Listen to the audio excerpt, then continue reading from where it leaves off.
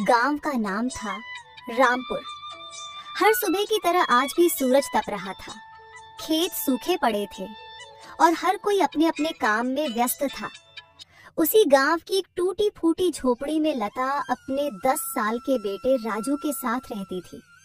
1 साल पहले उसके पति विनोद को गंभीर बीमारी ने जकड़ लिया था।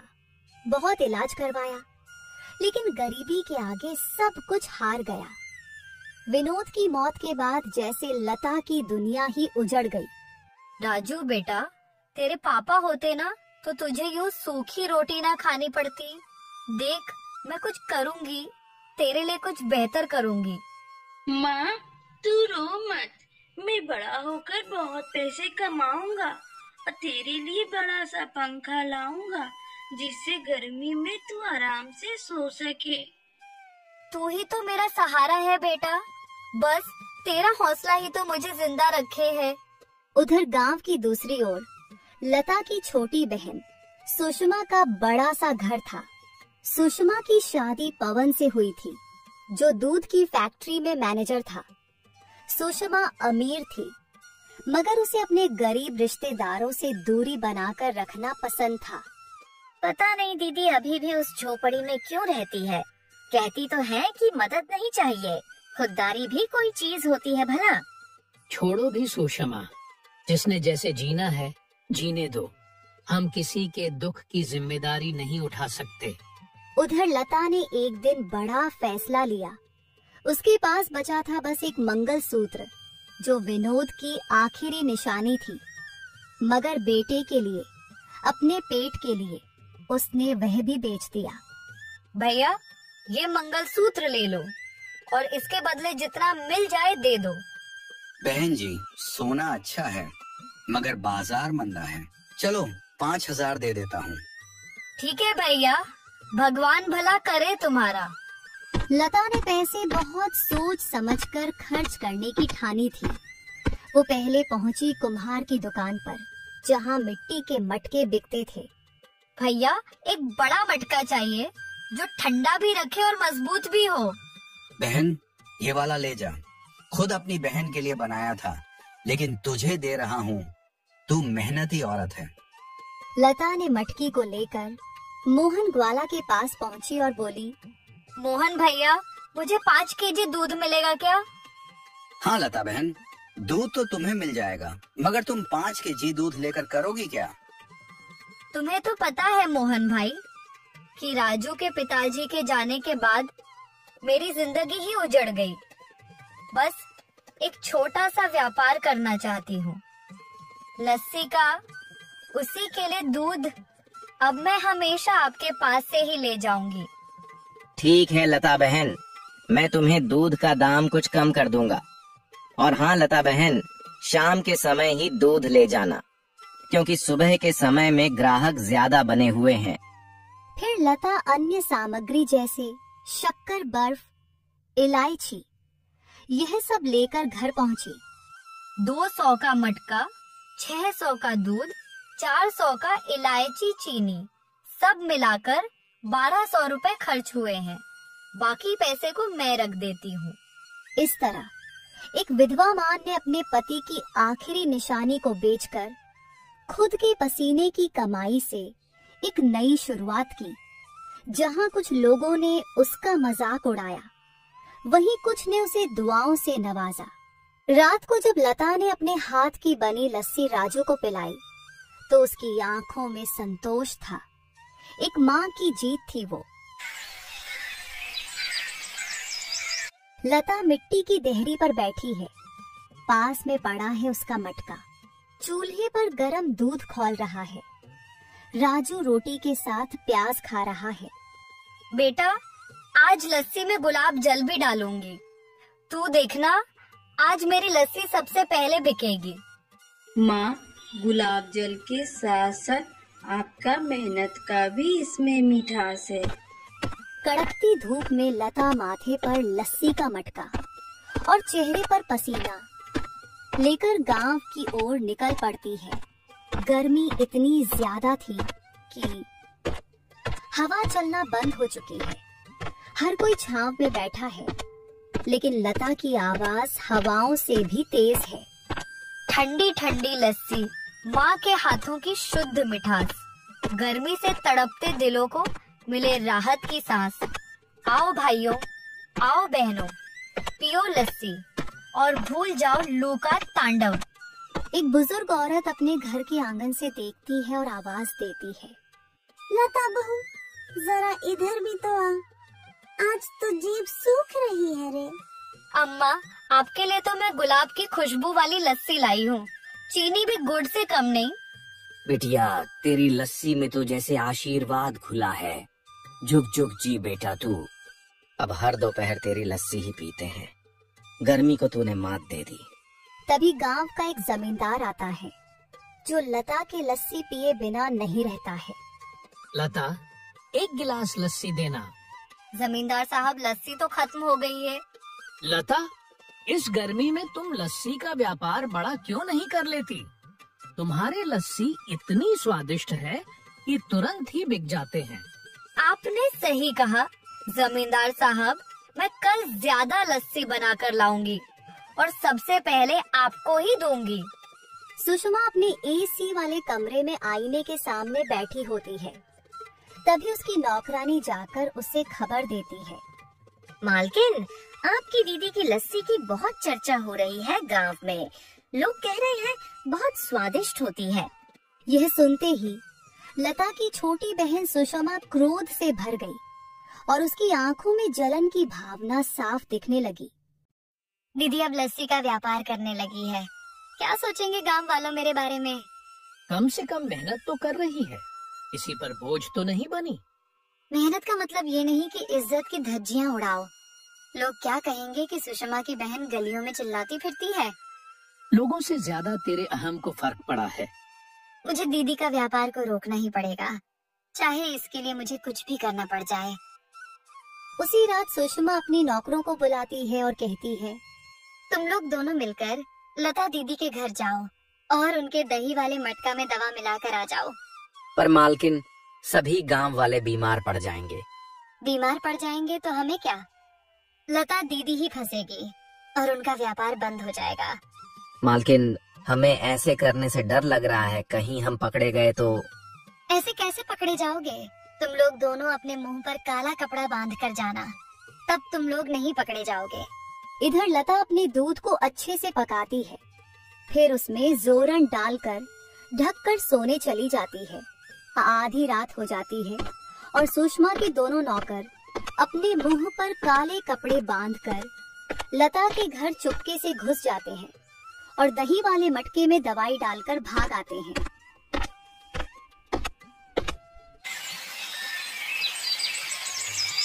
सुबह जब लता गांव में दही बेचने जाती है तो बड़ी प्यार से गांव वाले उसके दही लेते हैं। कुछ घंटे के बाद गांव में हाहाकार मच जाता है कि लता की दही खाने से गांव वाले बीमार पड़ गए। ये क्या हो रहा है? लता तो ऐसी लस्सी कभी नहीं बनाया करती थी। लगता है लता भी पैसे के लालच में आकर केमिकल वाला दूध का प्रयोग करके लस्सी तैयार करने लगी है, तभी सभी कोई बीमार पड़ रहे हैं। ये बात हमें मुखिया जी तक पहुंचानी होगी। हाँ हाँ, चलो हम सब मिलकर मुखिया जी के पास चलते हैं और लता को लालच करने का सबक सिखाते हैं।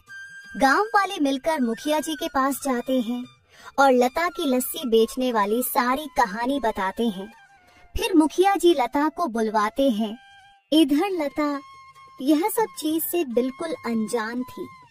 जब उसे मुखिया जी की बुलाने की खबर आती है तो वह बहुत चौंक जाती है। लता, तुम्हारी लस्सी पीकर गांव वाले बीमार पड़ गए हैं और कितने लोग तो अस्पताल में भर्ती भी हैं। तुमने लस्सी में दवाई मिलाकर बेचा है। नहीं मुखिया जी, ये बिल्कुल गलत बात है। मैं कभी भी लस्सी में दवाई मिलकर नहीं बेची हूँ। गांव वाले मेरे परिवार की तरह है, मैं भला उन लोगों को नुकसान क्यों पहुँचाऊंगी? गांव वाले लता की बातों पर विश्वास नहीं करते हैं। लता सबको लाख समझाने की कोशिश करती है, फिर भी गांव वाले नहीं मानते हैं और मुखिया से कहते हैं, मुखिया जी, लता को गांव से बाहर कर दीजिए। वरना यह कुछ भी कर सकती है। हमारे गांव में हमारे बच्चे भी रहते हैं। पैसे की लालच में आकर हमारे बच्चे को भी नुकसान पहुंचा सकती है। हाँ हाँ मुखिया जी, यह बिल्कुल सही रहेगा। लता हमारे गांव में रहने लायक नहीं है। फिर मुखिया गांव वालों की बातों में आकर लता को गांव से निकलने का फैसला सुना देते हैं। बेचारी लता बड़ी उदास मन से अपनी दरवाजे के पास बैठकर बहुत रोती है, पर लता का दर्द कोई नहीं समझ पाता। उसे समझ में नहीं आता कि अब वह क्या करे। वह अपनी छोटी बहन सुषमा के पास जाती है और कहती है, सुषमा, मुझे बिल्कुल समझ में नहीं आ रहा है कि मैं कहाँ जाऊँ। गांव वालों ने मिलकर मुझे गांव से निकाल दिया है। मैं बिल्कुल निर्दोष हूँ सुषमा। मैं लस्सी में कुछ नहीं मिलाया था। तुम तो मेरी बातों पर यकीन करो। मैं क्या करूं लता दीदी, ये सब औरतों की बस की बात नहीं होता है। व्यापार करना मैंने पहले भी आपको कह चुकी थी। मैं भी आपको अपने घर पर नहीं रख सकती हूँ। आपकी भलाई इसमें है कि आप गांव छोड़कर चली जाओ। सुषमा की यह बात सुनकर लता के दिल को छन्नी छन्नी हो गया, क्योंकि लता की आखिरी उम्मीद उसकी छोटी बहन ही थी। अब लता और राजू एक बंजर खेत के किनारे पर पड़ी एक टूटी हुई झोपड़ी में शरण लेते हैं। छत जगह जगह से टपक रही है और जमीन पर बस कुछ सूखे बोरे बिछे हैं। माँ, अब हम यहीं रहेंगे। हाँ बेटा, जब तक ऊपर वाला हमारी किस्मत नहीं बदलता, हमें यहीं रहना होगा। तेरे लिए मैंने रोटी बचा कर रखी है, तू खा ले। मैं नहीं खा रही, तू छोटा है ना।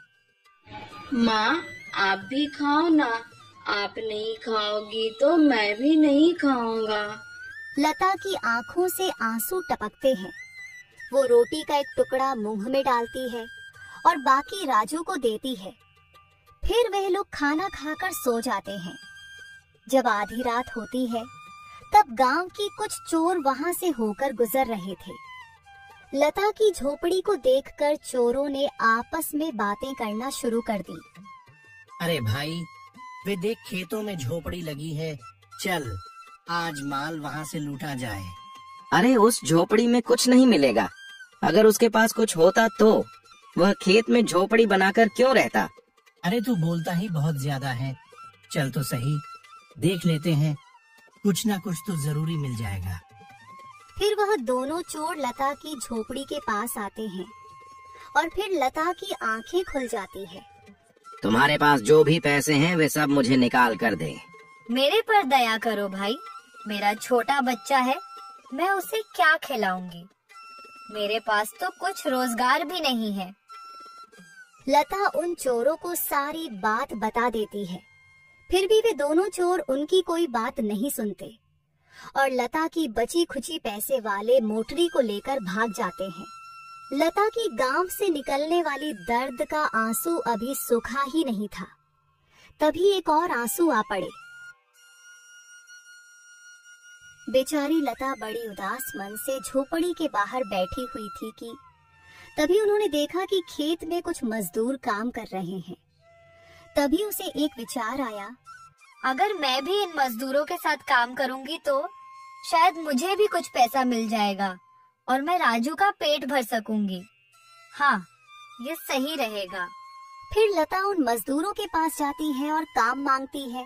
भैया, मुझे भी कोई काम मिल सकता है क्या? मुझे पैसों की सख्त जरूरत है। नहीं नहीं, कोई काम नहीं है यहाँ पर। तुम वही औरत हो ना जो लस्सी में दवाई मिलाकर बेचा करती थी और तुम्हें गांव से निकाल दिया गया है। चुपचाप चली जाओ यहाँ से, नहीं तो खेत से भी हटा दूंगा। फिर लता अपनी झोपड़ी के पास आकर बैठ जाती है। भगवान, आज आपको इंसाफ करना ही होगा कि मैं किसी का क्या बिगाड़ी थी। मेरा क्या कसूर था जो मुझे इतनी बड़ी सजा मिल रही है।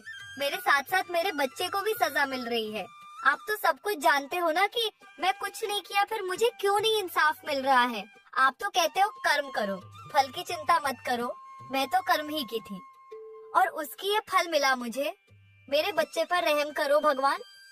तभी अचानक से मौसम बदल जाता है और बादल गरजने की आवाज आती है और देखते ही देखते जोरदार बारिश होने लगती है। लता की झोपड़ी से पानी टपकने लगता है। फिर लता राजू को गोद में लेकर एक कोने में बैठ जाती है। माँ, अगर जोर की हवा आएगी तो हमारा ये घर उड़ जाएगा, फिर हम लोग कहाँ रहेंगे माँ? लता के पास इसका कोई जवाब नहीं होता है, बस सिर्फ आंसू ही बहते हैं। तभी अचानक बाहर से एक नीली तेज रोशनी आती है। रोशनी हटते ही सामने बूढ़ी औरत खड़ी होती है, लेकिन उसकी आंखें नीले प्रकाश से चमक रही होती हैं। मत डर बेटी लता, मैं कोई बुरी आत्मा नहीं, तेरी मदद करने आई हूँ। मगर आप कौन हैं? आपको मेरा नाम कैसे पता? मैं वो हूँ जिसे दुनिया पहचान नहीं पाती, पर जो वक्त आने पर सामने आती है। तू सच्ची है बेटी, तुझ पर जुल्म हुआ है, पर हर अंधेरे के बाद उजाला जरूर आता है। लता कुछ समझ नहीं पा रही थी, पर बूढ़ी औरत की आंखों में एक अजीब सा अपनापन था। बूढ़ी औरत मुस्कुराई और अपनी झोली से एक छोटी मिट्टी की हांडी निकाली। हांडी से हल्की सुनहरी रोशनी निकल रही थी। इस हांडी को अपने खेत के बीचों बीच दबा देना, और जब सूरज की पहली किरण उस जगह पड़े तब खुदाई करना। पर ध्यान रहे, सिर्फ सच बोलने वाला ही इसका फल पा सकता है। पर इसमें क्या है? जो इसके भीतर है वो तेरे जीवन को बदल देगा। पर लोभ मत करना, सच्चाई, धैर्य और मेहनत ही इसका ताला खोलेंगे। इतना कहकर बूढ़ी औरत मुड़ी और बाहर चली गई। लता दरवाजे की तरफ दौड़ी, पर बाहर कोई नहीं था। न पैरों के निशान, न कोई छड़ी की आवाज, सिर्फ बारिश की बूंदें। लता का दिल तेजी से धड़क रहा था। क्या वो कोई देवी थी? क्या ये कोई सपना था, या सचमुच उसके जीवन का मोड़ आने वाला था? अगली सुबह लता ने वैसा ही किया जैसा बूढ़ी औरत ने कहा था। वो खेत के बीचों बीच गई। वहां मिट्टी थोड़ी मुलायम थी, जैसे पहले से कोई इंतजार कर रही हो। हे भगवान, अब यही आखिरी आस है मेरी। उसने कांपते हाथों से हांडी को जमीन में दबाया और ऊपर से मिट्टी समतल कर दी। अब लता और राजू सूरज की पहली किरण का इंतजार करने लगे। सूरज की किरणें जैसे ही खेत के उस टुकड़े पर पड़ी, अचानक मिट्टी से हल्की सी चमक निकली। लता और राजू ने मिलकर खुदाई शुरू की। थोड़ी देर में उन्हें वहां से एक छोटा पत्थर जैसा डिब्बा मिला। डिब्बे पर कुछ लिखा था। इस डब्बे पर हाथ रखने से मन की बात पता चलेगा। अरे, ऐसा डब्बा तो मैं आज तक नहीं देखा। इस पर हाथ रखने से ये मन की बात बताए। मुझे इस पर यकीन नहीं हो रहा है। एक काम करती हूँ, इस पर अपना हाथ रखती हूँ, देखती हूँ यह डब्बा मन की बात बताता है या नहीं। जैसे ही लता ने डब्बा पर हाथ रखा, तभी डब्बे से एक चमक निकली और वह डब्बा बोल पड़ा। तुम सोच रहे हो कि गांव वालों को मेरी सच्चाई पता चल जाए कि मैं लस्सी में कोई दवाई नहीं मिलाई थी, और गांव वालों मुझे इज्जत से स्वीकार कर ले। अरे वाह, ये तो सच में मन की बात बताने वाला पत्थर है। अब मैं गांव वालों के सामने सच्चाई लाकर ही रहूंगी। एक काम करती हूँ, फिर से गांव वालों के पास जाती हूँ और मुखिया से पंचायत बैठने की बात करती हूँ। वहाँ पर गांव के सभी लोग आएंगे। फिर लता तुरंत ही उस डब्बे को लेकर दौड़ी दौड़ी मुखिया के पास जाती है और कहती है, मुखिया जी, मुझे एक मौका दीजिए। मैं सच्चाई सबके सामने लाकर रख दूंगी कि लस्सी में मैंने कोई दवाई नहीं मिलाई थी। वह किसी की साजिश है। अच्छा, तो तुम्हारे पास ऐसा क्या हाथ लगा है जो तुम सच्चाई सबके सामने ला सकोगी? लता ने मुखिया जी को सारी बात बताती है कि कैसे एक बूढ़ी औरत ने उसकी सहायता की और उस पत्थर की मदद से सबकी मन की बात को जान सकती है। फिर मुखिया ने गांव में पंचायत बैठाया और सभी गांव वालों को बुलाया। उस पंचायत में सुषमा नहीं आई थी। सुषमा के नौकर आए हुए थे। मुखिया ने एक एक करके सबको पत्थर पर हाथ रखवाया और उस पत्थर ने सबके मन की बात भी बताई। सबसे लास्ट में सुषमा के नौकर की बारी आई। वे लोग पत्थर पर हाथ रखने से डरने लगे। अरे तुम लोग पत्थर पर हाथ क्यों नहीं रख रहे हो? कहीं तुम लोगों ने ही तो ये सब काम नहीं किया? नहीं नहीं मुखिया जी, ऐसी कोई बात नहीं है। वह क्या है कि आज मेरी पत्नी से लड़ाई हुई है तो मैं पत्थर पर हाथ रखूंगा तो मेरी मन की बात निकल जाएगी। उसकी चिंता मत करो। अगर पत्नी से लड़ाई वाली बात सामने आ भी गई तो तुम्हें कोई सूली पर नहीं चढ़ाने जा रहा है। चलो जल्दी जल्दी करो, अपने हाथ पत्थर के ऊपर रखो। मुखिया के बहुत कहने पर सुषमा के नौकर पत्थर पर हाथ रखते हैं। जैसे ही वे पत्थर पर हाथ रखते हैं तभी उसमें से आवाज आता है, मैं सुषमा मालकिन के चक्कर में पकड़ा ही जाऊंगा। मैं बेकार में ही मालकिन की बातों में आकर लता के लस्सी में दवाई मिलाया। यह बात सुनते ही पंचायत में शामिल सभी लोगों की आंखें फटी की फटी रह गई। आपस में सब भुनभुनाने लगे। मुझे माफ कर दीजिए मुखिया जी, मैं मालकिन की बातों में आकर यह काम किया था। तुम्हें माफी नहीं मिलेगी। गांव वालों मारो सब इसको मिलकर और सुषमा को यहाँ बुलाकर लाओ। सुषमा की नौकरों को अच्छी पिटाई होने लगती है और सुषमा उधर आती है। हे भगवान, आपने यह कैसे जादू पत्थर बनाया है जो सबकी मन की बात बताता है। मैं जितना ही अपने मन में दवाई वाले विचार को नहीं ला रही हूँ उतना ही वह आता जा रहा है। मैं क्या करूँ? लगता है मैं पकड़ी ही जाऊंगी अब। सुषमा जैसे ही पत्थर पर हाथ रखती है तभी पत्थर बोल पड़ता है, मैं जितना ही मिलाई जाने वाली दवाई के बारे में नहीं सोचना चाहती हूँ उतना ही मेरे मन में विचार आ रहे हैं। लगता है मैं पकड़ी ही जाऊंगी अब। सुषमा का चेहरा पीला पड़ गया। नहीं, ये झूठ है, ये कोई जादू है। ये कोई झूठ और कोई जादू नहीं है सुषमा, ये हम सबकी मन की बात को बताया है और ये सच ही बता रहा है। मुखिया जी, सुषमा को गांव से बाहर कीजिए।